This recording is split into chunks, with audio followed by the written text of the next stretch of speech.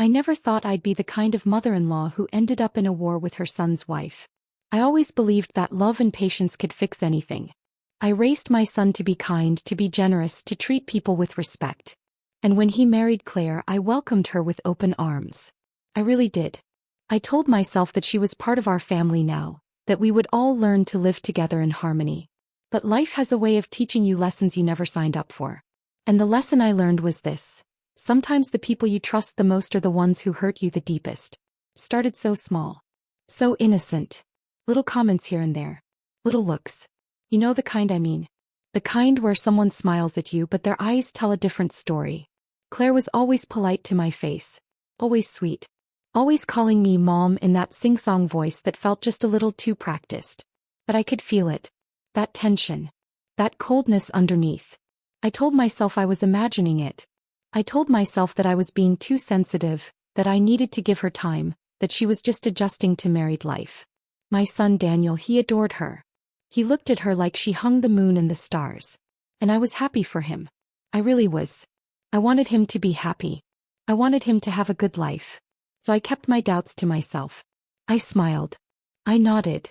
I played the role of the supportive mother-in-law. I helped them when they needed it.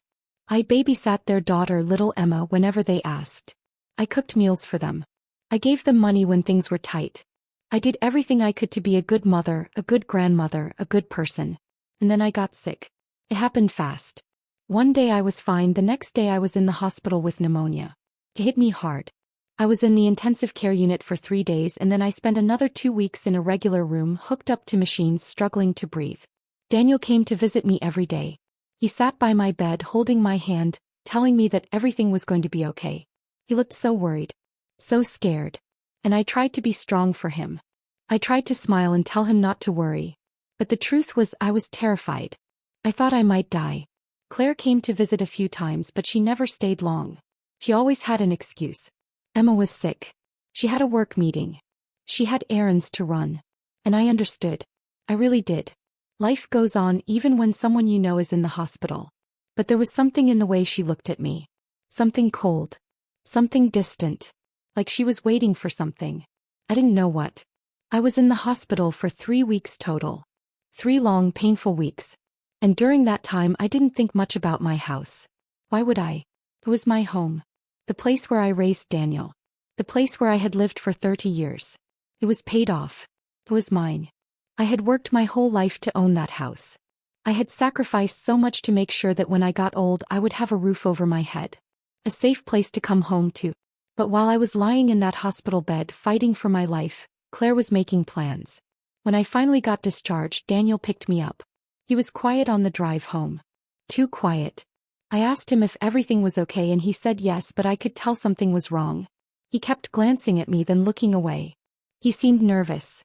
Guilty even. But I was too tired to press him. I just wanted to get home. I wanted to sleep in my own bed. I wanted to feel normal again. We pulled up to my house and I felt a wave of relief. Home. Finally. But as we walked up to the front door I noticed something. The spare key I kept under the flower pot was gone. And there was a lockbox on the door handle. The kind that real estate agents use. I stopped. I stared at it. My heart started pounding. I turned to Daniel. I asked him what was going on. And he wouldn't look at me. He just stood there, hands in his pockets, staring at the ground. And then Claire pulled up in her car. She got out, smoothing down her dress, that same sweet smile on her face. And she walked over to me like nothing was wrong. Like everything was perfectly normal. She said, "Mom, we need to talk." I asked her what was happening. Why was there a lockbox on my door? Why couldn't I get into my house? And she said, "We sold it." I didn't understand at first. I actually laughed. I thought she was joking. But she wasn't laughing. She was serious. Dead serious. I asked her what she meant. And she explained in that calm, casual voice that while I was in the hospital, she and Daniel had decided to sell my house. They needed the money, she said. They had debts. They had expenses. And since I was sick, since I might not make it, they thought it made sense to go ahead and handle things. I felt like I had been slapped. I looked at Daniel, waiting for him to tell me it wasn't true. Waiting for him to say that Claire was lying, that this was some kind of misunderstanding. But he didn't. He just stood there looking ashamed, saying nothing. I asked him if it was true. And he nodded. I asked him how. How could he sell my house without my permission? And Claire answered for him. She said that Daniel had power of attorney. That I had signed the papers years ago back when I had my gallbladder surgery just in case something happened. And technically, legally, he had the right to make decisions for me if I was incapacitated. I felt my knees go weak. I had signed those papers. I remembered.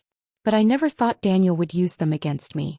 I never thought he would betray me like this. I asked where I was supposed to go. And Claire said, "We'll figure something out. Maybe a nursing home. Or assisted living. You're getting older, Mom. You need care." I was 62 years old. I wasn't dying. I wasn't helpless. I had just had pneumonia. I was recovering. But in her mind I was already gone. Already useless. Already a burden. And that's when it hit me. She didn't care about me. He never did. He just wanted my house. My money. My things. And she had convinced my son to help her take it all. I asked Daniel if this was really what he wanted. If he really thought this was okay. And he said in a voice so quiet I almost couldn't hear him, "We didn't have a choice, Mom." But they did. They absolutely did. I didn't cry. I didn't scream. I didn't beg. I just stood there staring at the two of them, feeling something inside me break. Something I didn't think could ever be fixed. And then I walked away. I didn't have anywhere to go. I didn't have a plan. I just started walking. I ended up at a coffee shop a few blocks away. I sat down in a corner booth and I tried to process what had just happened. My son had sold my house. My daughter-in-law had orchestrated the whole thing. And I was homeless. I sat there for hours. People came and went. The sun started to set. And I just sat there staring at the table trying to figure out what to do. And then I remembered something. Years ago, when Claire and Daniel were first married, they were struggling financially. They had credit card debt, car payments, student loans. They were drowning. And Claire came to me asking for help.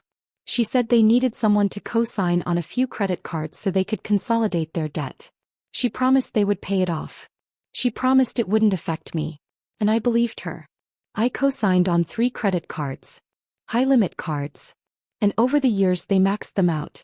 They made minimum payments, but the balances kept growing. And because I was the co-signer, I was legally responsible for those debts too. I had access to those accounts. I could see the balances. I could see the charges. And I had the power to cancel the cards. I pulled out my phone. I logged into the credit card websites. And one by one I canceled every single card. I called the companies. I explained the situation. I told them I was the co-signer and I no longer authorized the accounts. I requested that the cards be closed immediately. It took about an hour. And when I was done, Claire had no credit. No way to pay for anything.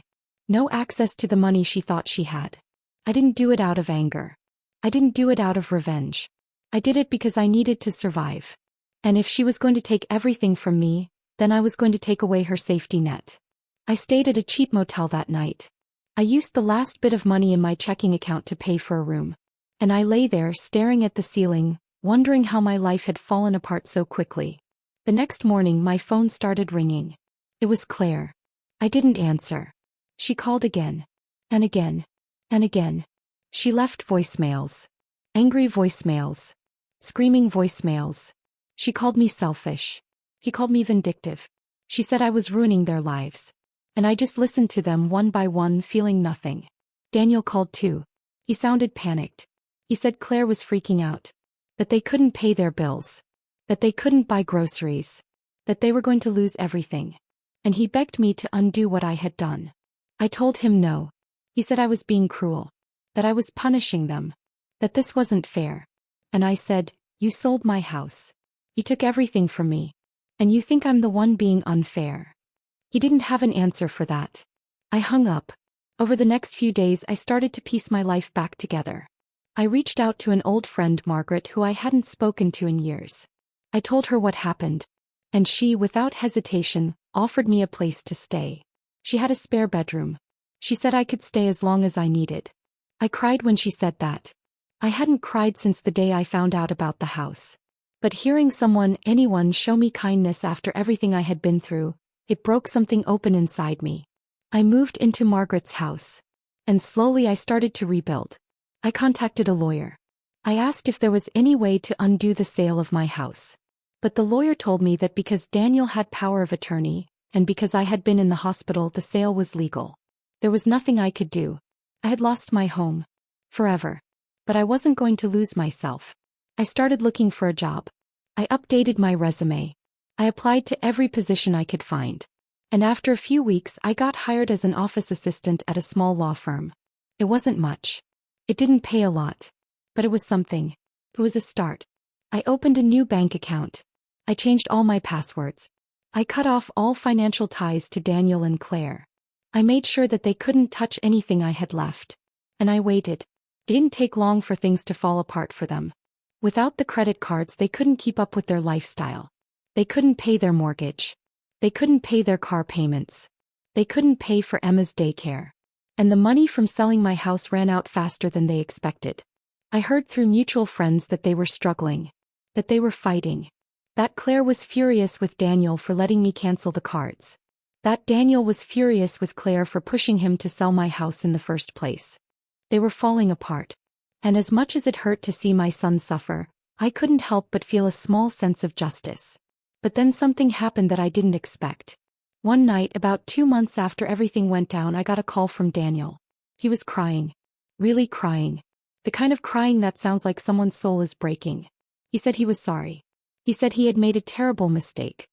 He said that Claire had manipulated him, that she had convinced him that selling my house was the only way to save their marriage, to save their family. He said he didn't know what to do. He said he felt trapped. He said he was so sorry. And I wanted to hate him. I wanted to hang up and never speak to him again. But I couldn't. Because he was my son. And no matter what he had done, I still loved him. I told him that I forgave him. But I also told him that forgiveness didn't mean I was going to forget. It didn't mean I was going to let him back into my life like nothing had happened. It didn't mean I was going to fix his problems for him. I told him that he needed to figure out his life on his own. That he needed to stand up to Claire. That he needed to be a man, not a puppet. He said he would. He said he was going to leave her. He said he was going to file for divorce. I didn't believe him. But I hoped. A few weeks later he did it. He filed for divorce. He moved out of the house. He took Emma with him. And he started the long, painful process of rebuilding his life. Claire was furious. She tried to fight the divorce. She tried to get custody of Emma. She tried to take everything she could from Daniel. But without the credit cards, without the money from my house, she didn't have the resources to fight a long legal battle. And slowly Daniel started to win. He got primary custody of Emma. He got a small apartment. He got a better job. And he started to become the man I always hoped he would be. We started talking again. Not a lot. But enough. He would call me once a week just to check in. Just to say hi. Just to let me know how Emma was doing. And slowly, very slowly, I started to heal. I never got my house back. I never got my old life back. But I built a new one. I kept working. I saved money. I found a small apartment of my own. I made new friends. I started going to church. I started volunteering at a community center. And I realized something important. Losing everything didn't destroy me. Changed me. It made me stronger. It made me realize that I didn't need a house to be okay. I didn't need money to be happy. I needed people who loved me. I needed people who respected me. I needed to love myself. And I did. Claire eventually moved away. I don't know where she went. I don't care. She was a chapter in my life that I closed and never looked back on. Daniel and Emma are doing well. He's a good father. He's learning from his mistakes. And I'm proud of him. We have dinner together once a month. Emma calls me grandma. She hugs me tight and tells me she loves me. And in those moments I feel like maybe, just maybe, everything I went through was worth it. Because I didn't lose my son. I didn't lose my granddaughter. I lost a house. I lost money. But I didn't lose the things that really mattered. I learned that you can survive betrayal. You can survive heartbreak. You can survive losing everything. And you can come out the other side stronger, wiser, and more at peace than you ever thought possible. I'm not rich. I'm not living in a big house anymore. But I'm free. I'm happy. And I'm surrounded by people who genuinely care about me. And that's worth more than anything. Looking back now, I don't regret canceling those credit cards. I don't regret standing up for myself. I don't regret walking away when I needed to. Because if I hadn't, I would have spent the rest of my life being a doormat. Being taken advantage of. Being used. And I deserved better than that. We all do. So if you're reading this or listening to this and you're going through something similar, I want you to know that it's okay to stand up for yourself. It's okay to say no. It's okay to walk away from people who don't value you even if they're family. Because at the end of the day, the only person who can protect you is you. And you are worth protecting. I wish I could say that everything went back to normal after that. I wish I could say that Daniel and I had some perfect reconciliation, that Claire disappeared from our lives completely, and that we all lived happily ever after. But life doesn't work that way. Life is messy. Life is complicated. And healing takes time.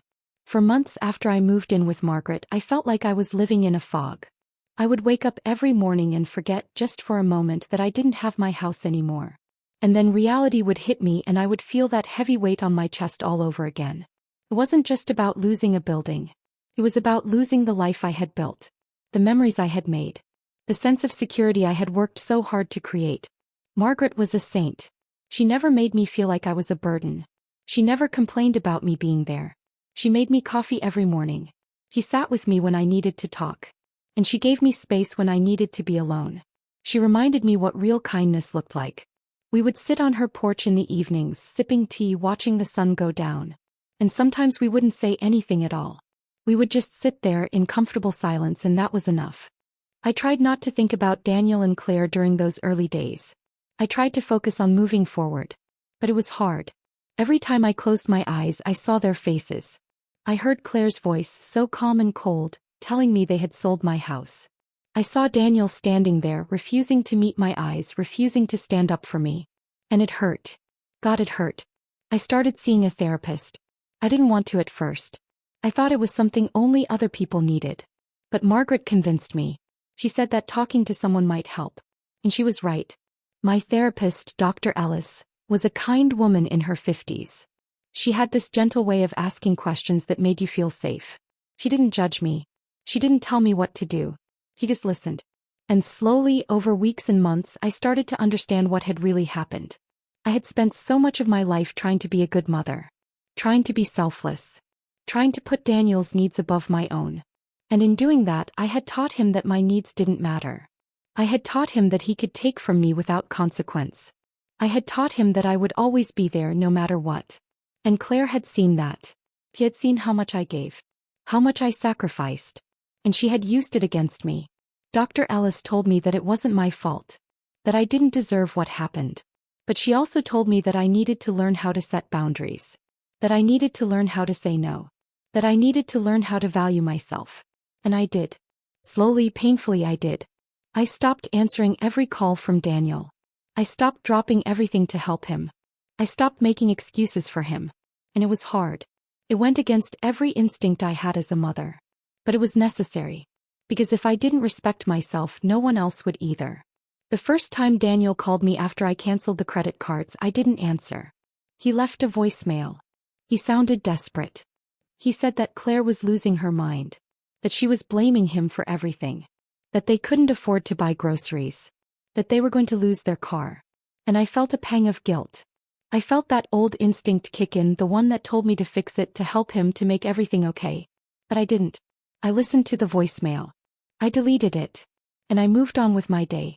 He called again the next day. And the day after that. And the day after that. Each voicemail was more frantic than the last. Claire was screaming at him. Emma was asking why they couldn't go to the store. The bank was threatening to repossess their car. And I still didn't answer. It wasn't because I didn't care. It was because I cared too much. I cared enough to know that if I gave in now, nothing would change. They would take from me again. They would hurt me again. And I couldn't let that happen. After about a week, Daniel showed up at Margaret's house. I was sitting in the living room reading a book when I heard the doorbell ring. Margaret answered it. And I heard his voice. My heart started pounding. Part of me wanted to run to him, to hug him, to tell him everything was going to be okay. But I stayed where I was. Margaret didn't let him in. She stood in the doorway, arms crossed, and told him that I wasn't ready to talk to him. That he needed to give me space. That he had hurt me and he needed to respect that. I heard him try to argue. I heard him say that he just needed to explain. That he was sorry. That he didn't know what else to do. And Margaret, bless her heart, said, "You made your choice, Daniel.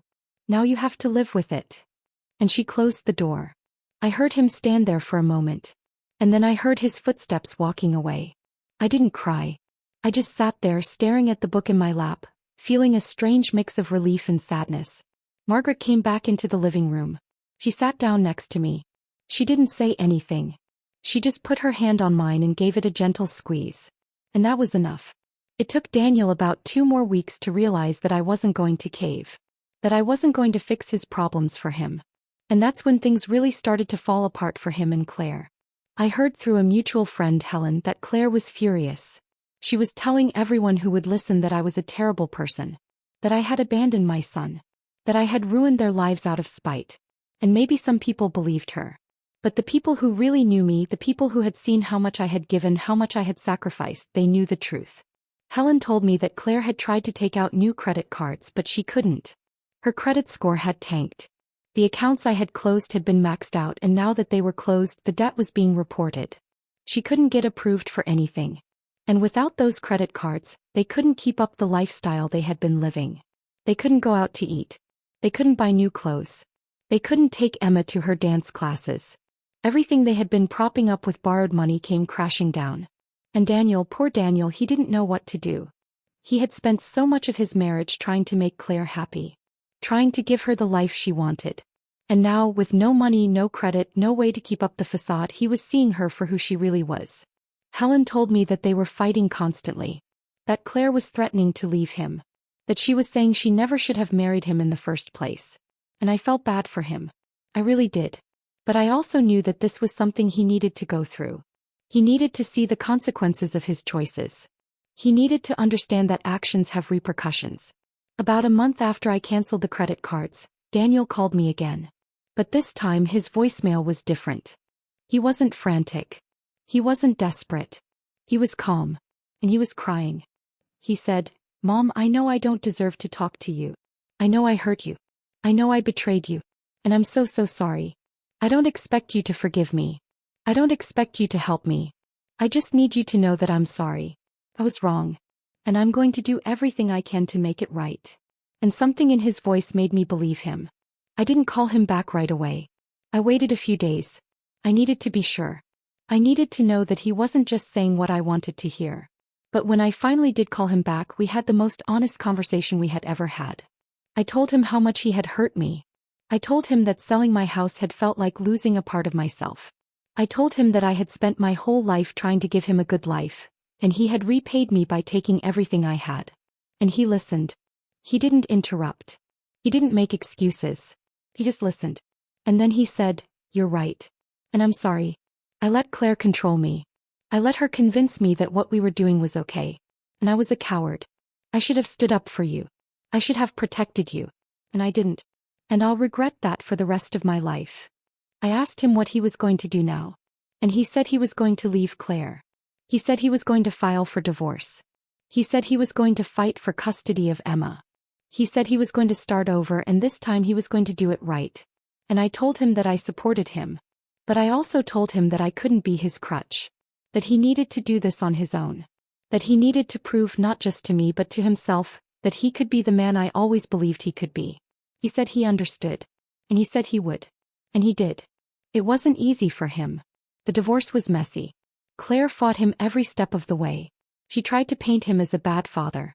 She tried to get full custody of Emma. She tried to take everything she could from him. But Daniel didn't back down. He hired a lawyer. He documented everything. He showed up to every court date.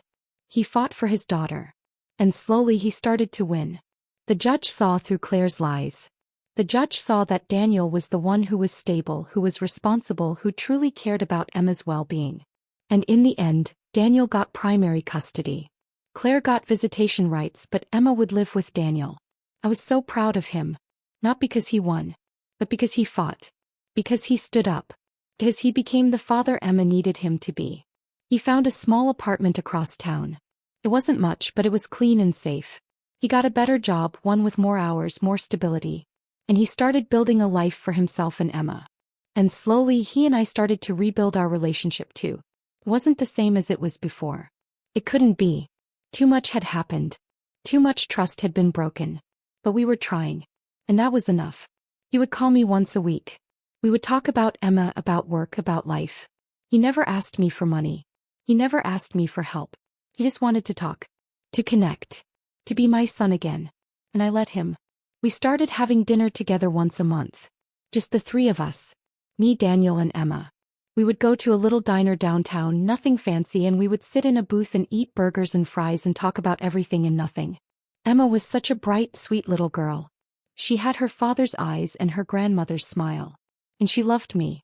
She would climb into my lap and tell me about school, about her friends, about the stories she was writing. And in those moments I felt whole again. I never saw Claire again after the divorce was finalized. I heard she moved to another state. I heard she remarried. I heard she was happy. And I was glad. Not because I cared about her happiness, but because it meant she was out of our lives for good. Daniel and I never talked about the house again. It was too painful. Too raw. And there was nothing to be done about it anyway. It was gone. Sold. Someone else lived there now. Someone else was making memories in the rooms where I had raised my son. But I made peace with it. I had to. Because holding on to anger, holding on to bitterness, it was only hurting me. Dr. Alice told me something once that stuck with me. She said, forgiveness isn't about letting the other person off the hook. It's about freeing yourself from the weight of what they did to you. And she was right. I forgave Daniel. Not because what he did was okay, but because I needed to let go. I needed to move forward. I needed to stop carrying that weight. And I did. I stayed with Margaret for about a year. And then I found my own place. A small one-bedroom apartment on the other side of town. It wasn't much, but it was mine. I decorated it the way I wanted. I filled it with things that made me happy. And I made it a home. I kept working at the law firm. I got a raise. I got promoted to office manager. And I started to feel like myself again. I made new friends. I joined a book club. I started taking yoga classes. I volunteered at a local food bank. I filled my life with things that mattered, with people who cared. And I was happy. Really, truly happy. Not because I had a lot of money. Not because I had a big house. But because I had peace. I had freedom. I had myself. And that was more than enough. Looking back now, I can see how much I've grown. How much I've changed. How much stronger I've become. I'm not the same woman I was before all of this happened. I'm not the woman who put everyone else's needs before her own. I'm not the woman who stayed silent when she should have spoken up. I'm the woman who stood up for herself. I'm the woman who walked away when she needed to. I'm the woman who rebuilt her life from nothing. And I'm proud of that. I'm proud of the woman I've become. Daniel is doing well. Emma is thriving. And I'm at peace. We still have dinner once a month. We still talk once a week.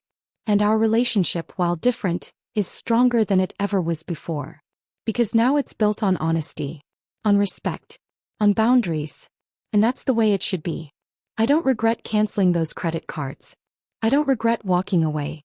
I don't regret any of it. Because it taught me something invaluable. Taught me that I am enough. That I don't need to give everything I have to be worthy of love. That I don't need to sacrifice myself to be valued. I am enough just as I am. And so are you. If you're going through something similar, if you're being taken advantage of, if you're being mistreated by the people you love, I want you to know that it's okay to walk away. It's okay to say no. It's okay to protect yourself. You don't owe anyone your peace. You don't owe anyone your happiness. You don't owe anyone your life. You deserve better. And it's okay to demand it. I spent so many years being afraid. Afraid of being alone. Afraid of being a burden. Afraid of not being enough. But I'm not afraid anymore. Because I know now that I can survive anything. I can rebuild anything. I can start over as many times as I need to. And so can you. Life is too short to spend it being unhappy. Life is too precious to waste it on people who don't value you. So stand up.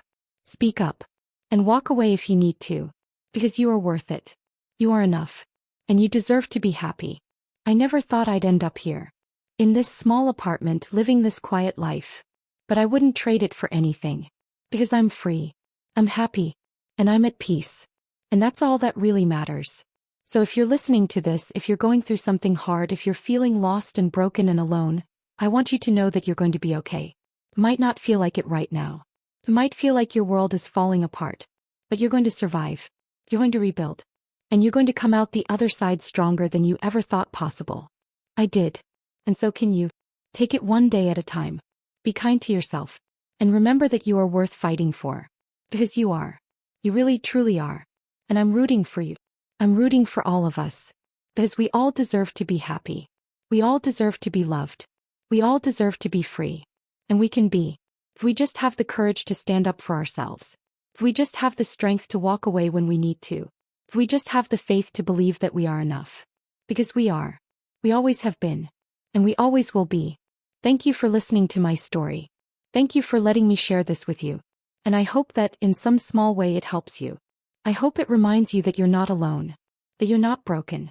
That you're not a failure. You're a survivor. You're a fighter. You're a warrior. And you're going to be okay.